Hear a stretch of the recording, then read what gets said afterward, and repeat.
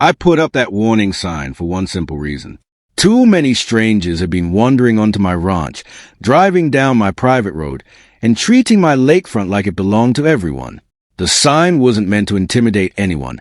It simply reminded visitors they were entering private property. After checking every property survey and making sure it was placed well within my land, I secured the final bolt and walked back to my porch, convinced the matter was settled.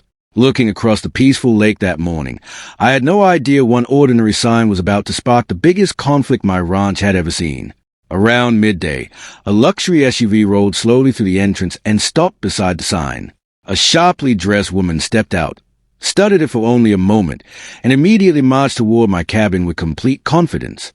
She introduced herself as Linda Harper, president of the nearby HOA, and demanded that I remove the sign immediately. According to her, it discouraged residents from using what she described as a shared community entrance. I calmly explained that the entrance road, the gate, and the surrounding land were all part of my privately owned ranch. She dismissed my explanation before I had even finished speaking. Linda insisted the neighborhood had used that road for years and claimed my sign violated community expectations. I reminded her that long-standing habits don't change legal property lines. Instead of discussing the matter respectfully, she warned me that refusing to remove the sign would have consequences. A few minutes later, she walked back to her SUV, pulled out her phone, and began making several calls. From my porch, I couldn't hear every word, but it was obvious she intended to escalate the situation. The peaceful afternoon suddenly felt far less peaceful.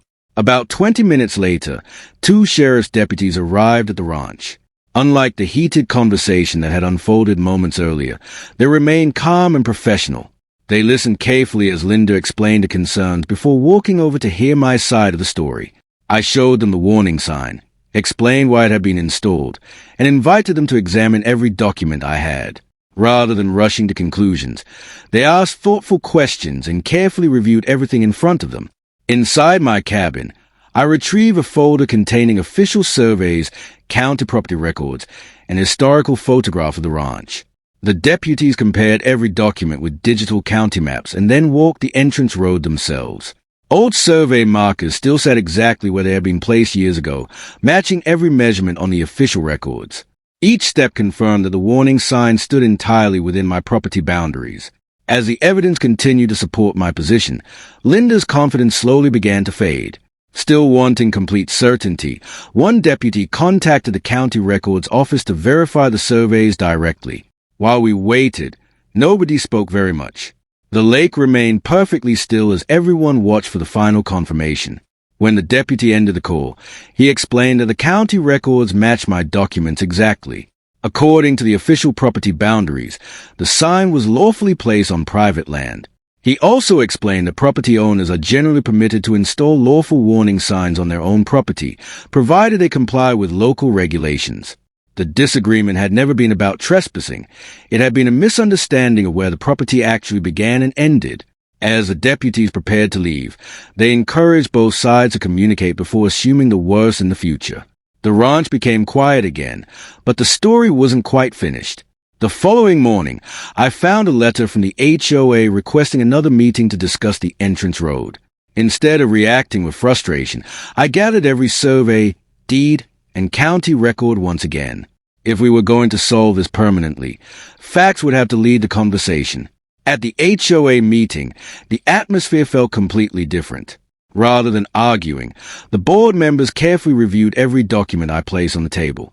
Property maps, historical photographs, and official county records all pointed to the same conclusion. One by one, the misunderstandings disappeared as everyone saw the evidence for themselves. Questions replaced accusations, and the discussion became far more productive than our first encounter outside the ranch. By the end of the meeting, Linda acknowledged that the situation had been handled too quickly and admitted clearer communication could have prevented the entire misunderstanding. I accepted her handshake because protecting my property had never been about creating conflict. It had always been about protecting what my family had worked so hard to build. A few days later, I added another clearly marked sign explaining where private property ended and where visitors could legally travel. That small addition eliminated nearly all future confusion. Today, the warning sign still stands exactly where I first installed it. Visitors understand the boundaries, neighbors know the facts, and the ranch is returned to the peaceful place it has always been. Looking back, I realized the sign itself was never the real issue. The real lesson was that staying calm, keeping accurate records, and allowing facts to speak louder than assumptions will always produce a better outcome than anger ever could. Sometimes the strongest way to protect your rights isn't by raising your voice. It's by standing confidently on the truth. If you enjoyed this story, don't forget to like, subscribe, and turn on notifications so you never miss another HOA showdown. And before you go, tell us in the comments, where are you watching from?